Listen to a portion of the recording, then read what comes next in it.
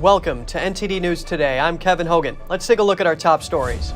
Democrat lawmakers planning a busy session with a long to-do list while they still control both chambers, and senators weigh in on the election results.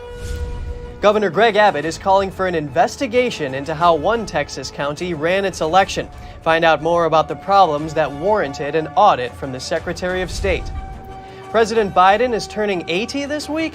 We hear from voters and lawmakers what they think about his age. And top-ranked conservative governors easily won re-election. We explore with an expert why that is and if more liberal-leaning governors won by similar margins.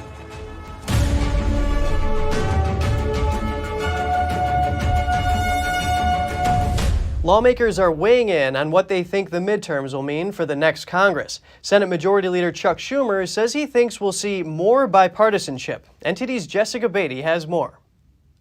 Senator Chuck Schumer says he thinks the midterms will force Republicans to work more with Democrats after they opposed many Democrat priorities.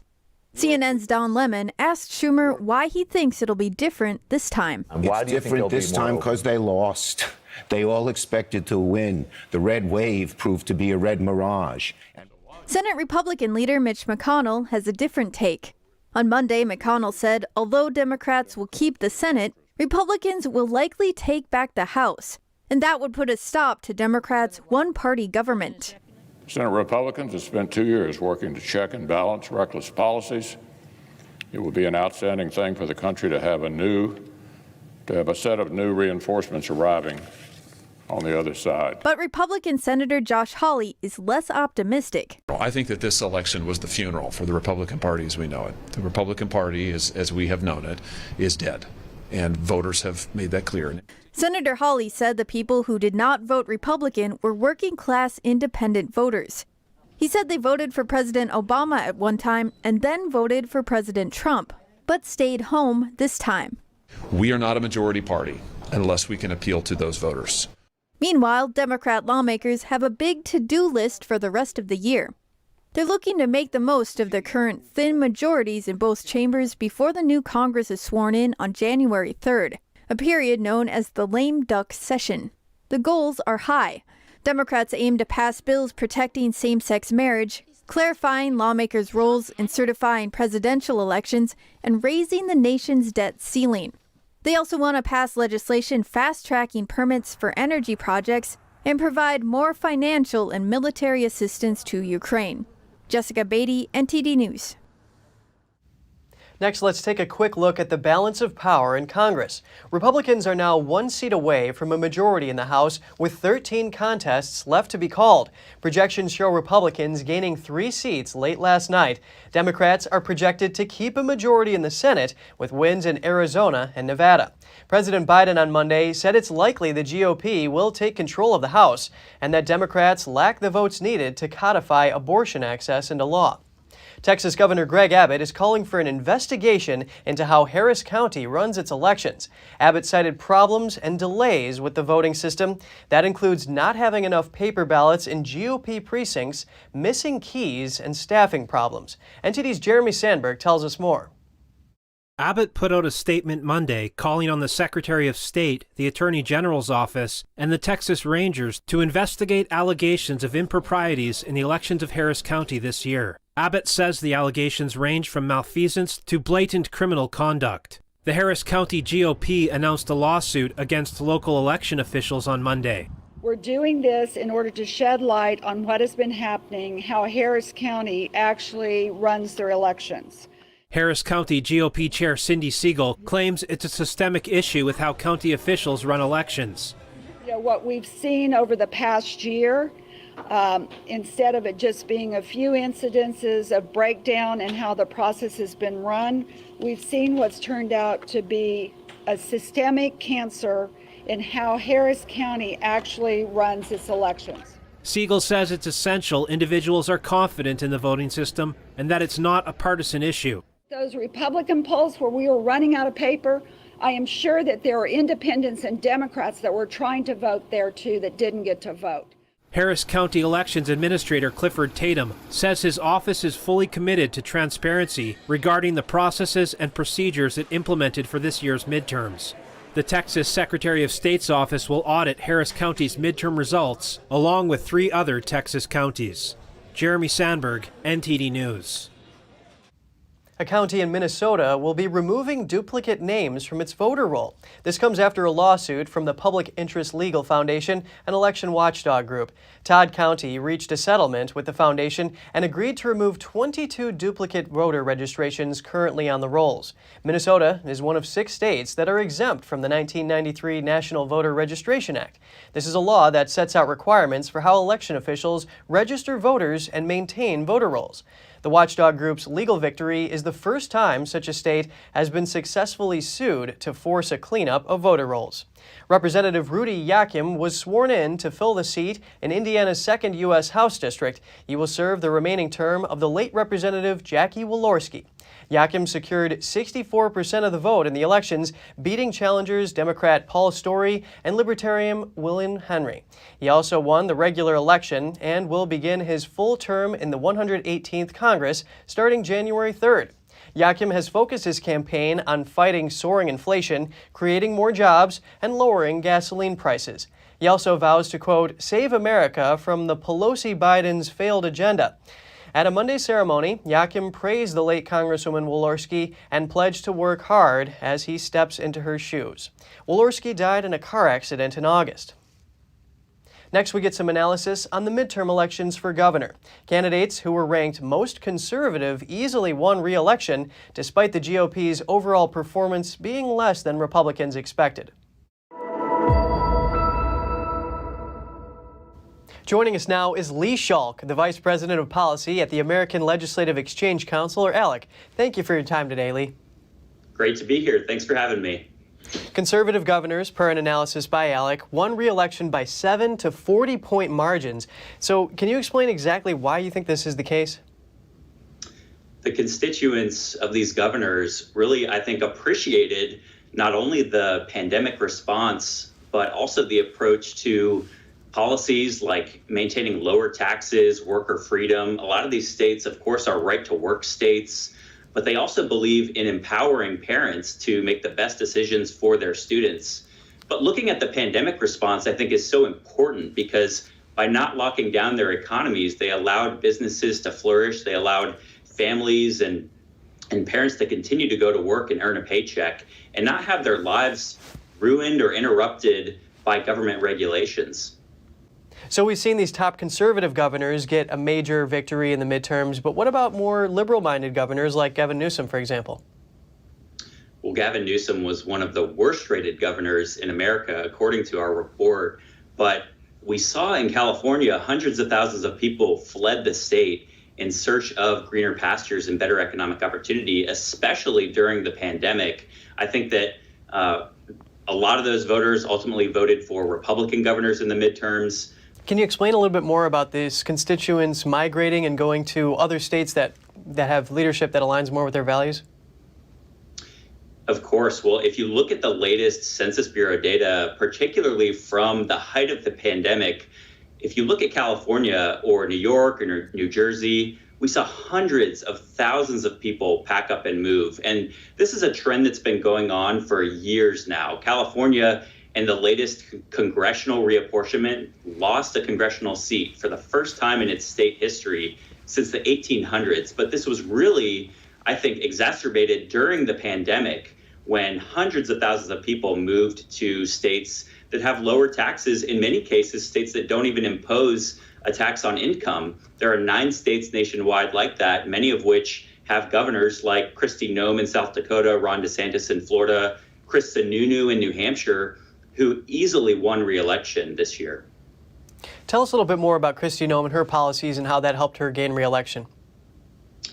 Yeah, Kristi Noem, I think, has become one of America's governors just based on her response to the pandemic, but also her approach to maintaining that low tax environment for businesses and families. I think she's really bragged about that for South Dakota and made sure that that's part of the state's brand. You know, people don't move to South Dakota for the weather.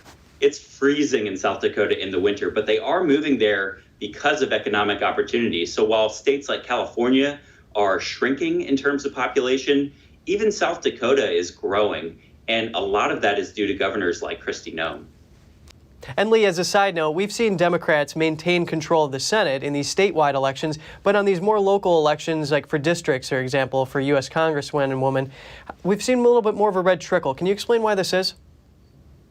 Well, I think there are a lot of factors here to unpack. Of course, we've talked a little bit about governors earning re-election. A lot of that is because they've built up the trust of their constituents. They're a familiar face. People understand them and their policies. But you also had a lot of newcomers running for the U.S. Senate, for example, who were new to voters.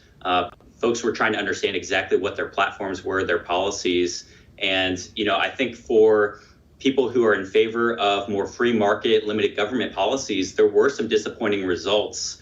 But it does look like the Republicans could gain control of the House with the way things are going. And we will end up with that split Congress in terms of the Senate favoring Democrats and the Republicans having control of the U.S. House.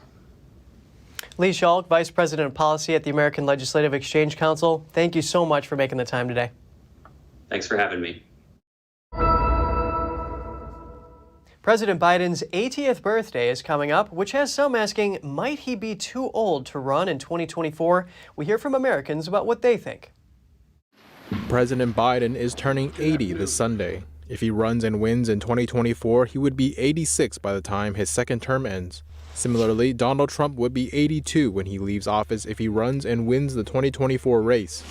A Reuters Ipsos poll from last week found that 86% of Americans said they believe that the age limit for serving as president should be 75 or younger. I will support the Democratic Party, but yes, 80 is getting up there and it is old, and it's a little bit worrisome. It is a little bit worrisome. He's a very, very sweet, competent man, but it's time. An elderly lady in Washington, D.C. indicates that more people of age should recognize younger people's abilities. My son just turned 60. And I look, and I have a grandson that's 30, and I look at their wisdom and how smart they are. And I think it's time that so many of our people in political office and even in the private sector step down. 68% of people surveyed in the Reuters Ipsos poll said they think Biden may not be up for the challenge 2 years from now. 49% say the same about Trump. Last week, Biden said the intention is to run again in 2024, but he hasn't made the official call yet. And my guess is it'll be early next year we make that judgment. But it is my plan to do it now. Senator Chuck Schumer was asked about a possible Biden run. Does the outcome of what happened in the midterm elections strongly signify that Biden should run for re-election? Look, he'll make that decision himself. But what do you think? If he runs, I'll support him. Other Democrats say people shouldn't focus so much on Biden's age.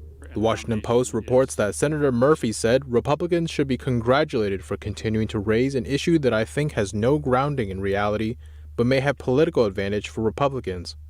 Representative Jan Schakowsky commented to Fox News about the issue.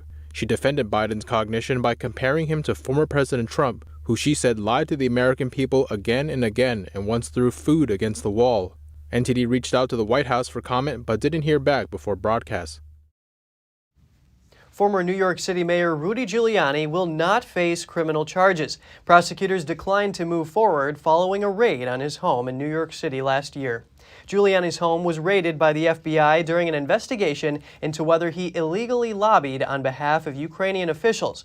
Prosecutors allege that he didn't register with the DOJ for representing a Ukrainian national or office while working for then-President Trump. Speaking to Fox News last year, Giuliani said, quote, "I never represented a Ukrainian national or official before the United States government. I've declined it several times." In Monday's court filing, prosecutors in New York decided not to pursue criminal charges against Giuliani after they reviewed the materials taken from his residence.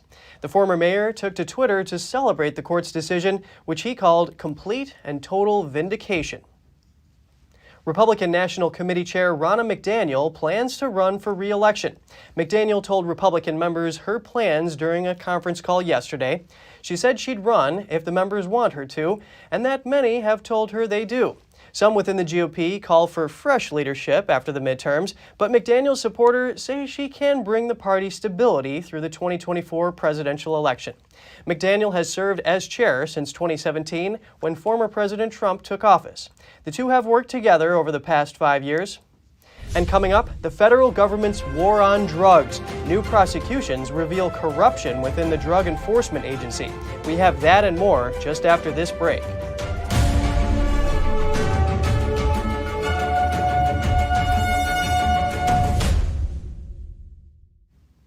Air carriers have refunded more than $600 million to hundreds of thousands of passengers for canceled or changed flights since the start of the pandemic. The Transportation Department announced the news Monday. It comes as federal regulators crack down on a half dozen airlines they say skirted rules which determine when refunds are issued. The department is also issuing over $7 million in fines against the 6 airlines for extreme delays in providing refunds to passengers. That brings the total assessed fines for this year to over $8 million, a record in civil penalties for the department's consumer protection program. Most of the fines went to foreign-based airlines. Frontier was the only U.S. carrier to be fined in relation to refunds. Meanwhile, airlines are still struggling to keep up with a rapid rise in demand for air travel. And the chances of a railroad strike have gone up after a third rail union rejected a tentative labor deal. Rank-and-file members of a union called the International Brotherhood of Boilermakers voted against a tentative agreement reached in September. The IBB said it expects to continue negotiating toward a satisfactory contract with railroad management. The union, which represents around 300 workers, is the smallest of 13 unions representing more than 100,000 members at major U.S. freight railroads. If any of those unions strike, its picket lines would be honored by the other unions. That could happen early next month, and it would shut down a vital link in the nation's supply chain. Congress could prevent or end a strike by extending a cooling-off period during which the unions cannot strike, or by imposing a contract on union members. Sticking points in negotiations have been things like staffing levels and paid sick time. And in other news, Google has reached a record $392 million settlement with 40 states over its location tracking practices. The search giant allegedly misled consumers over those practices. That included confusion around, quote, the scope of the location history setting and how much consumers could limit the location tracking by adjusting settings. The coalition of attorneys general that announced the settlement described it as the largest multi-state privacy settlement in U.S. history.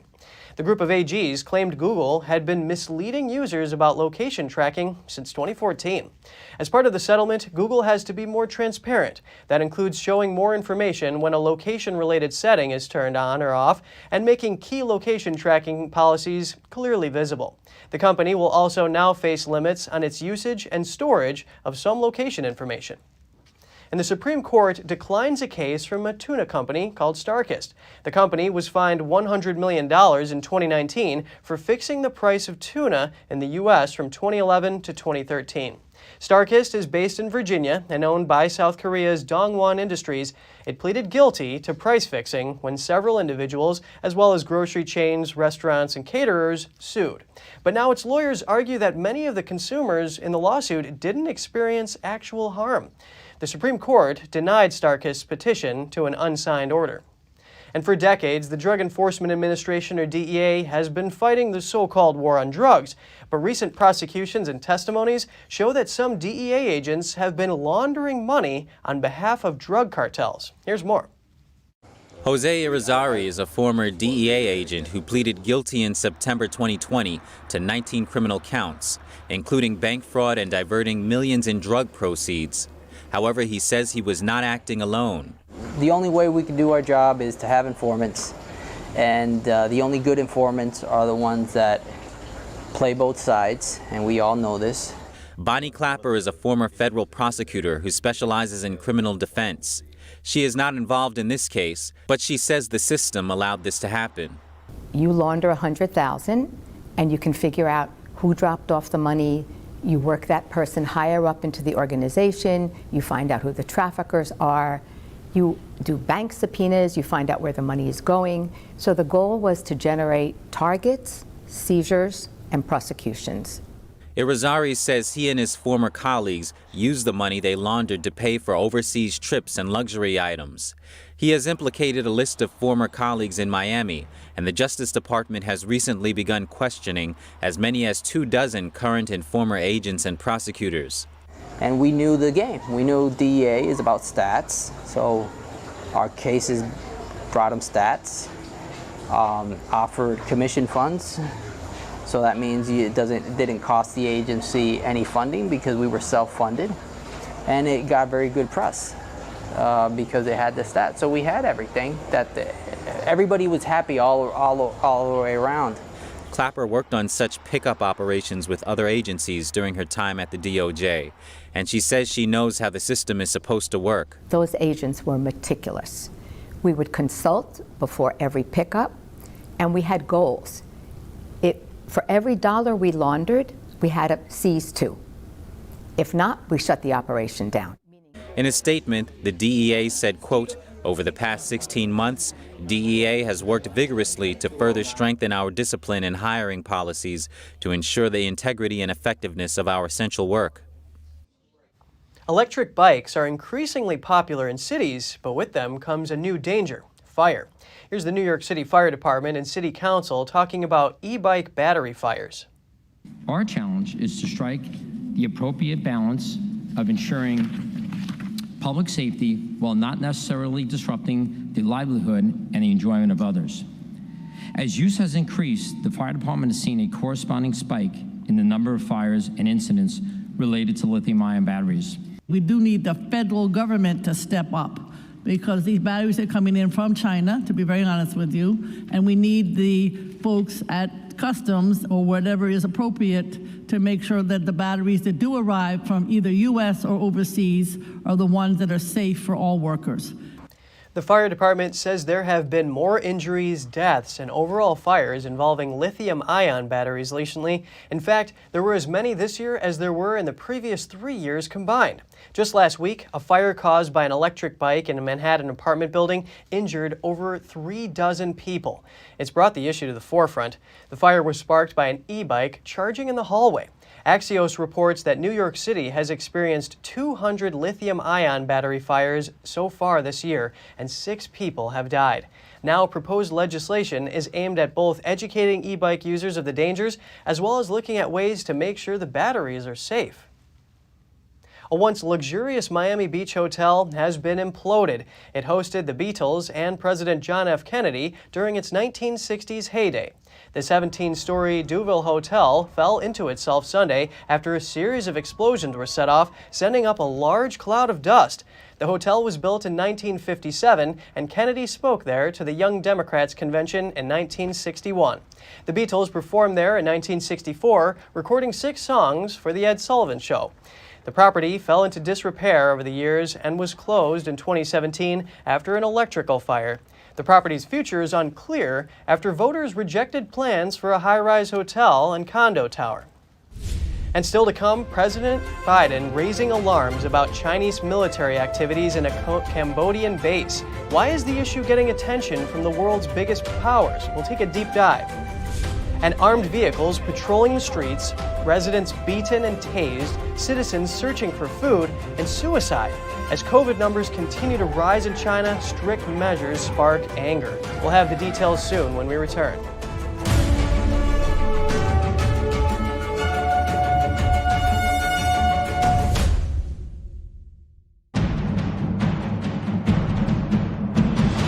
A performance that truly matters for each and every one of us.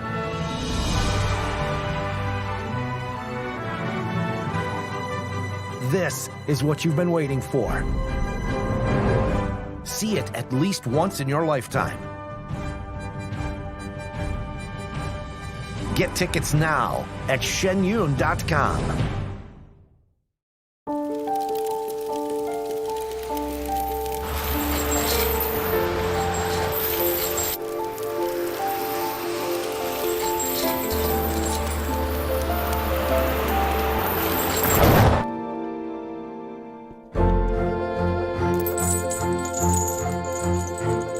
Did you know dragging chains can spark a wildfire?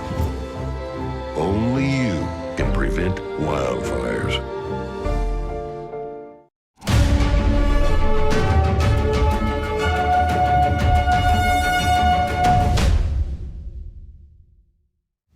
Welcome back. President Biden is raising alarms about Chinese military activities in a Cambodian base. Why is the issue getting attention from the world's biggest powers? NTD's Ellie Hart has more on that. A friendly gesture to a neighboring country or a new foothold for the Chinese military near the South China Sea? Debate over a controversial military base is heating up. China says it's helping Cambodia upgrade a naval facility called the Ream Naval Base. Beijing calls the assistant part of normal aid, but without directly naming the U.S., a Chinese regime spokesperson said. I hope that extraterritorial countries will view the normal interaction and cooperation between China and Cambodia correctly. The China-Cambodian cooperation is raising concerns in Washington. Just 2 days ago, President Biden singled out the military base in talks with Cambodia. He urged the South Asian country to be transparent about Chinese military activities there. The comment follows reports that the base is building a facility exclusively for Chinese military use. Here's Cambodia's response to the concerns. Its defense minister said even though China funded the upgrade, it's for the benefit of Cambodia's national defense. Why is this military base getting attention from the world's top powers? It occupies a prime location. The base is close to one of the globe's most important shipping lanes, called the Strait of Malacca. It's the shortest sea route linking the Indian Ocean and the Pacific Ocean. Almost a quarter of global trade passes through the strait, and a quarter of all oil transported by sea also travels through it. China, Japan, and South Korea also rely on the strait for most of their oil. If Beijing can take control of the Cambodian base, it would gain a foothold near the strategically important South China Sea. The base would also serve as Beijing's second overseas military outpost, and that would bring Beijing one step closer towards its goal of creating a global network of military facilities. Beijing is considering a number of countries for such facilities, and Cambodia is on the list. That's according to a report from the Pentagon. Right now, China has the world's largest navy, but unlike the U.S., it doesn't have a global network of military bases to project power. That said, the regime has started working on it and has already set up its first overseas military base in Djibouti, Africa. Djibouti is located near the strategic entrance to the Red Sea. The U.S. and other Western countries also run military facilities there. Back to the Ream military base in Cambodia. A shift in its use shows a split in Cambodia's relations with the U.S. and how it has grown closer to Beijing. This site used to be where Cambodia conducted military drills with the U.S., but the South Asian country halted that cooperation in 2017. Months after doing drills with China, 2 years later, a Wall Street Journal report said China struck a secret agreement with Cambodia. Under it, the Chinese army could have exclusive use of parts of a Cambodian Navy base.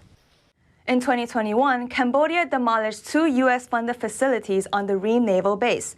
That's after turning down America's offer to pay for renovations. Beijing has become Cambodia's biggest trading partner, and just last week, China announced a large aid package for the country, totaling over $27 million. Canadian police arrested a public employee on suspicion of espionage on Monday. He was working for a major power company with clean energy.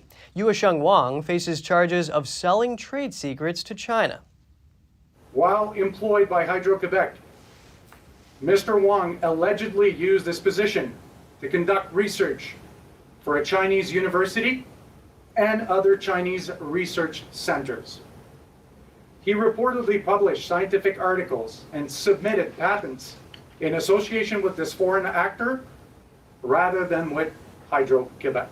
It is alleged that he obtained this information to benefit the People's Republic of China to the detriment of Canada's economic interests. Wang faces charges including fraud, breach of trust by a public officer, and using a computer without authorization. He is also charged with espionage for obtaining trade secrets. Authorities say it's the first time that charge has been laid in Canada. Law enforcement officials began investigating Wang in August this year after a complaint was made by his employer, Hydro-Quebec, which is a public utility company. The company Hydro-Quebec is one of the largest power utilities in Canada, and it's also a leader of clean energy. And despite the rest of the world mostly moving on from coronavirus lockdowns, China has continued to enforce its strict zero-COVID restrictions in many areas of the country, and the severity of the lockdowns is resulting in conflict. Here's the story. As COVID infections continue to rise in China, Chinese Communist Party officials are threatened with punishment if they don't have their area under control. The tight restrictions have sparked clashes between residents and local officials. In a video from November 7th posted by a resident from Linyi in China's Shandong province, local COVID enforcers are seen dragging locals over the pavement before hitting them. Some officers in black suits are seen kicking a person in the head. Another woman was thrown to the ground. And in Hunan province, video shows an armed police vehicle with the logo of Zhuzhou Special Police patrolling the streets. The loudspeaker says armed patrols are now being carried out in key areas of Yutong Street. It says citizens are required to strictly abide by prevention regulations to not go out or gather together, and that those who do not obey orders will be dealt with severely. The long lockdowns are driving local citizens crazy. Many lack food and supplies. Several videos circulating online show residents trying to break out from the lockdown barrier. But some can only cry for help. A video of an elderly man kneeling for help in Guangzhou went viral. Locals said the elderly man was begging the staff to save his grandson who has a fever, but no one is there to help. Some people recorded a video of the scene and uploaded it online, but were threatened by police to delete it. Local residents say similar clashes continue. And in Xuchang City of Hunan Province, a video shows a local citizen complaining to a local government official that he hasn't been able to eat for 2 days. The city has been under lockdown for 28 days. The man in the video says, "What will you do if I starve to death?" And the official replied, "If you starve to death, I will sign your death certificate." At the end of the video, the hungry man was beaten. The Communist Party's new top leadership body reaffirmed Beijing's zero-COVID policy last week on state-run media, saying that epidemic prevention measures must not be relaxed. And if you have any news tips or feedback for the show, don't hesitate to email us at news.today@ntd.com. And just ahead, Ukrainian President Volodymyr Zelenskyy makes a triumphant visit to the newly recaptured city of Kherson, hailing the Russian withdrawal as the beginning of the end of the war. And a growing number of Germans are taking classes to learn what to do if they find themselves in a blackout. The prospect of the lights going out has become a real threat. More shortly here on NTD News Today.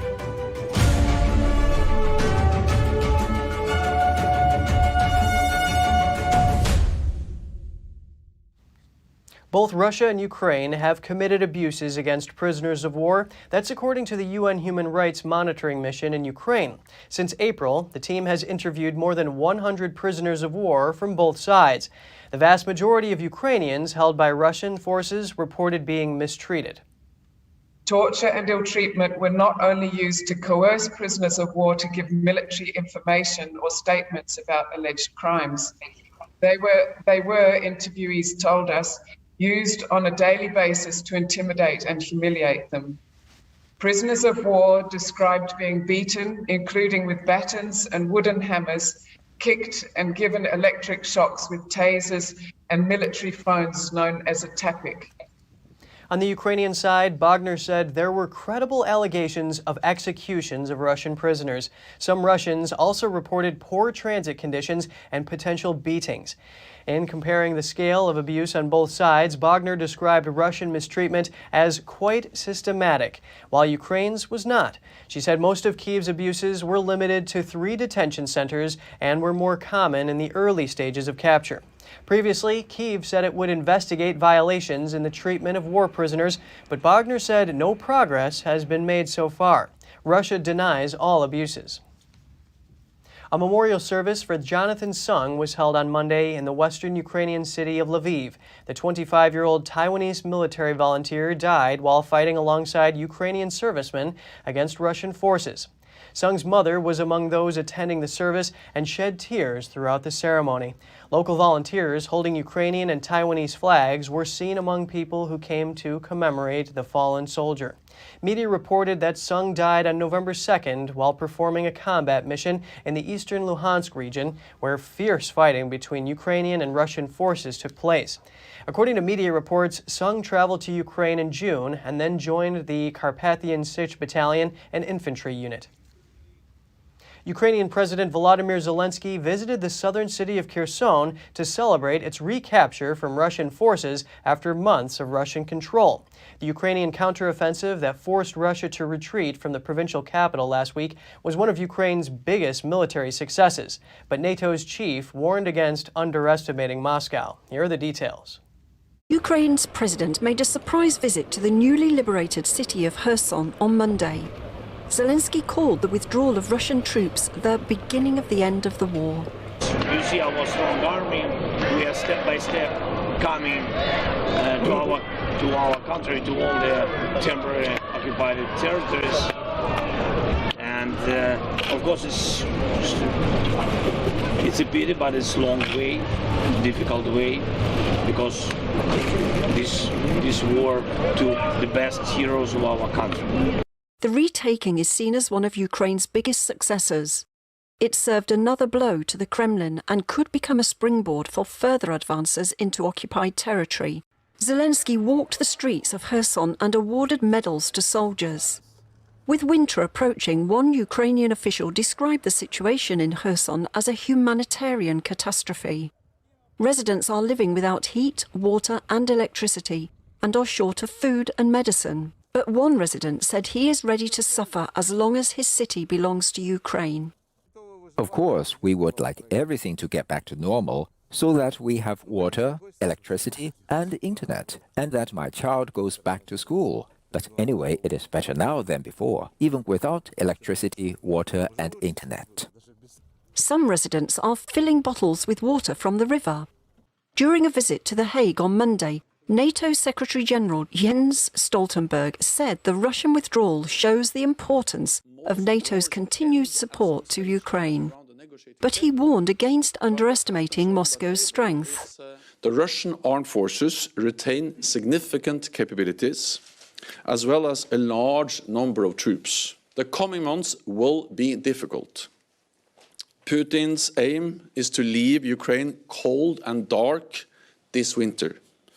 So we must stay the course. He said it's up to Ukraine to decide what terms are acceptable for negotiations to bring an end to the war. A growing number of Germans are looking for advice about a real-life blackout. They're enrolling in courses to learn how to act if they find themselves plunged into darkness. NTD's Andrew Thomas has more.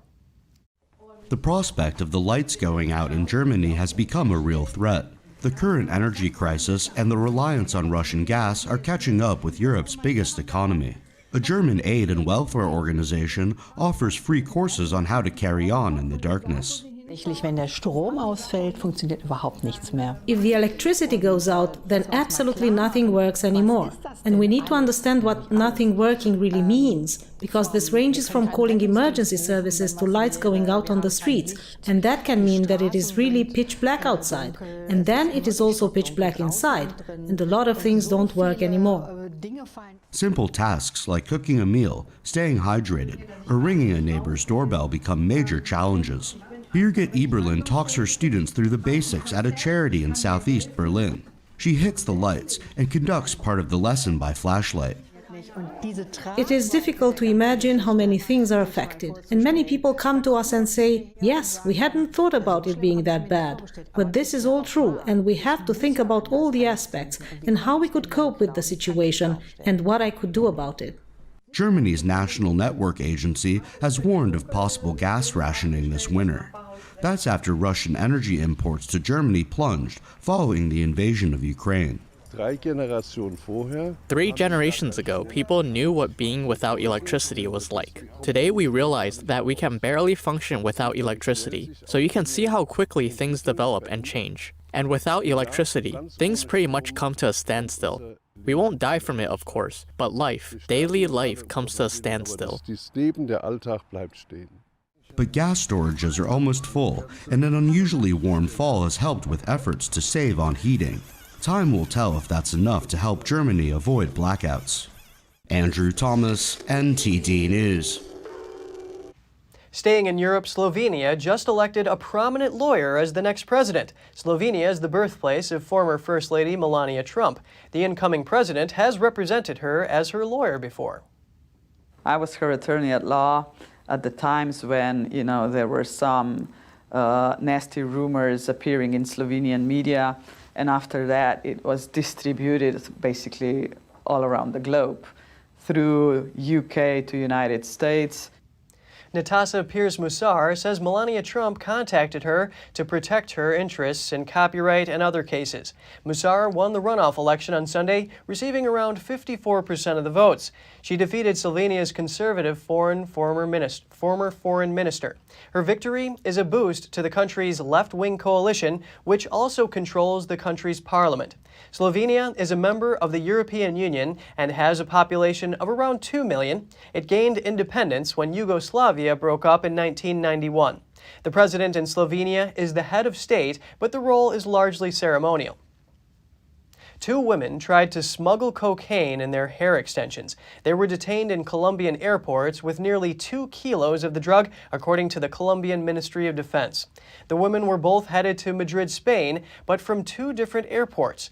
They were detained when a body scan showed foreign objects hidden in their plumped hairstyles. Footage from the Colombian police showed an airport officer removing the tubes from the hair extensions and opening one of them to test its contents. And coming up, after 4 years of research, a German museum displays Cipher Machine 41 in Munich. The device was the successor of the Enigma machine.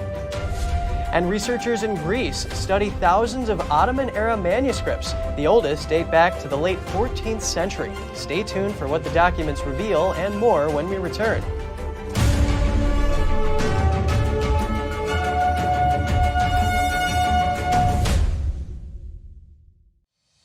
We're entering an unprecedented period of economic turmoil. The economy is unstable, our government is in shambles, and the global war on energy has created a domestic crisis. Americans need a way to protect their financial future. One way to ensure your wealth in retirement is by purchasing physical gold and silver. We can help. You can roll any part of your retirement account into a gold or silver IRA. Better yet, you can open a gold or silver IRA in 5 minutes or less using our online application. Preserving your family's financial legacy is a choice that's always available to you. And when you're ready, we're here to help. Call us and speak to one of our IRA professionals. Let's build your financial legacy together. GSI Exchange, wealth for generations to come.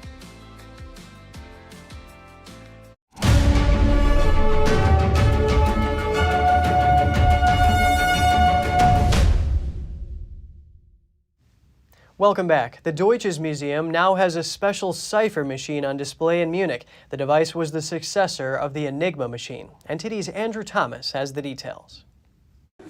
Researchers from the Deutsches Museum have been looking into Fritz Menzer for 4 years. Menzer was the man behind the machine. He was absolutely charming. I had a very good childhood. I just would like to put my arms around him. Now they've created a film and exhibition to showcase their findings on the cryptologist. Menzer's family knew nothing about the role he played in the Nazis' war effort. Overwhelmed. I just cannot, and particularly after I'd lost him 17 years ago, and he has never spoken about it. It's difficult to describe. He got me reading. We did stuff and built stuff together, and at first I was surprised. But now I am really proud, and it has brought him back alive again. While the machine is a reminder of the horrors of the Nazi regime in World War II, it's also valuable to the history of cryptology. Museum cryptology curators like Carola Dalka are excited about the new discoveries. We are very excited about the fact that there were several inventions. Fritz Menzer did not just come up with this machine, he developed other machines. And he also worked on cryptanalysis machines to crack the codes of other countries. There has been no research on that whatsoever, and that is what we are so excited about. In 2017, amateur treasure hunters found the device in a forest near the south of Munich. At first, they thought it was a typewriter. Andrew Thomas, NTD News. Deep inside a medieval monastery in Greece, researchers are studying thousands of Ottoman-era manuscripts. The libraries were established more than a millennium ago. NTD's Andrew Thomas has the details on these centuries-old works. The manuscripts are in several languages, including Greek, Russian, and Romanian. Many have been extensively studied, but not the Ottoman Turkish documents. There are approximately 1,300 original Byzantine documents. Many don't exist anywhere else. Here we have the most ancient Ottoman documents before the fall of Constantinople, which were kept in Mount Athos monasteries from the end of the 14th century and the beginning of the 15th. The most ancient Ottoman documents are here. They're the products of the Ottoman Empire that ruled northern Greece from the late 14th century until the early 20th century. A Byzantine scholar says the oldest works date to around 1375. There's roughly 25,000 documents all told. What is strange is that the sultans kept Mount Athos as the last remnant of Byzantium, semi-independent and didn't touch it. They didn't even keep troops here. At the very most, they would have a local representative who probably stayed at the administrative center and sipped tea. But military intervention, this kind of thing did not exist. A monk who is helping with the research carefully takes out some of the more rare documents. These include ornate sultans' decrees, deeds of ownership, and court decisions. The manuscripts tell a story of Ottoman rulers preserving the community's autonomy and protecting it from external interference. The Sultan's edicts we saw in the tower, the Hasset documents, the court decisions of the Ottoman Empire, show that the monks' small democracy was able to gain the respect of all conquering powers in the region.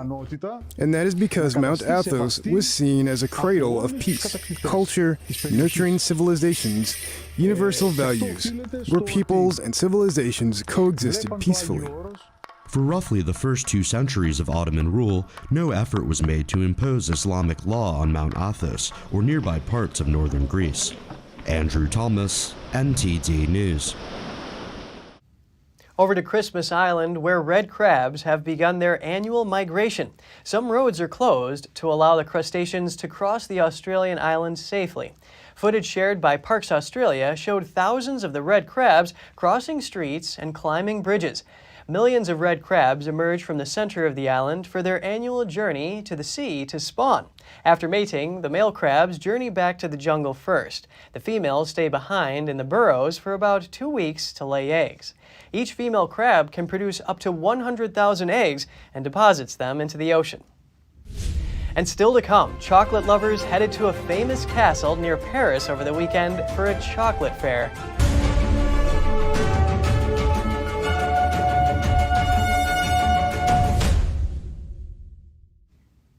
Chocolate lovers headed to the famous Fontainebleau Castle near Paris over the weekend. A chocolate fair brought together pastry chefs, gourmets, and even chocolate sculptures. NTD's France correspondent David Vives was there.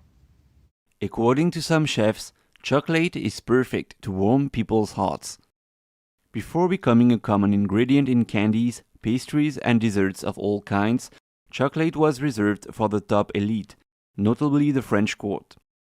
Historical documents show the consumption of cocoa in Europe began in 1544. That was precisely the golden age at the Fontainebleau Castle near Paris, says the castle's pastry chef Frédéric Cassel.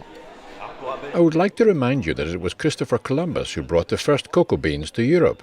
The chocolate was brought to royal court. The chocolate was crushed and then mixed with milk to make hot chocolate, like Marie Antoinette used to consume, for example. Imperial Chocolate was the title for the 5th edition of a chocolate fair that attracted chocolate makers, pastry chefs, and gourmets. The fair included chocolate-making demonstrations, tasting, and the sale of chocolates made by the best in France, as well as a cake contest.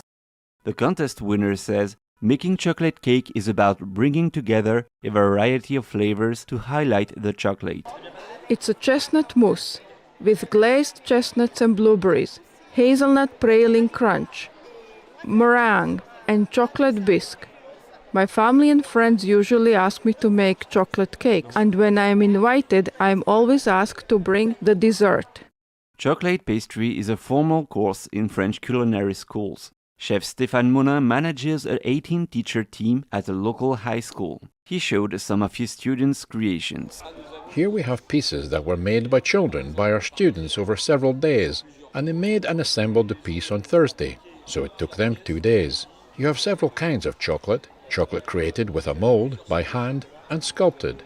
In the castle's corridor, marble statues had to share the space with their chocolate counterparts. Just as the marble statues, the chocolate ones will never be eaten.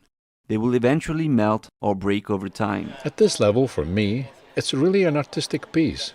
It's a huge job, where all the scales have to be put one by one on the dragon. So it's really a beautiful work. And here, it's like a work of art, actually. Except that this one, it's eatable. But you don't really want to eat it. David Vives, NTD News, Paris. Can toxic relationships trigger cancer? Mind and body are inseparable, especially when it comes to our relationships. Here's Gina Marie with Strong Mind and Body.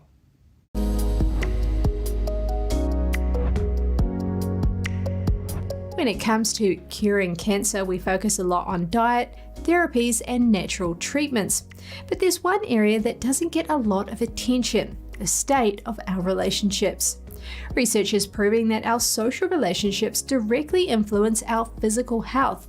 This can be for better or for worse. Toxic relationships don't just affect our self-esteem, but they can also kill us. The UCLA's School of Medicine conducted some research. They discovered that negative social interactions are linked to increased inflammation. That's a known root cause of a range of illnesses. In this study, researchers monitored a group of 122 healthy men and women. They tracked the stressful events and emotions as portrayed in their diaries. They compared these incidents to the results of a cheek swab. Those who were stressed out before the swab were more at risk. They had a higher number of the proteins produced by the body that creates the conditions for an increased risk of disease. Their findings indicated that those who are more socially integrated live longer. They are also less likely to experience specific disease outcomes. Interestingly, it's not only our current relationships that can be destructive. Past childhood experiences may also play a factor in the development of disease. Family environments that are cold and conflict-ridden are problematic, according to researchers. They were associated with elevated levels of C-reactive protein, CRP, in adulthood. CRP is a byproduct of IL-6 and a known diagnostic marker of cancer.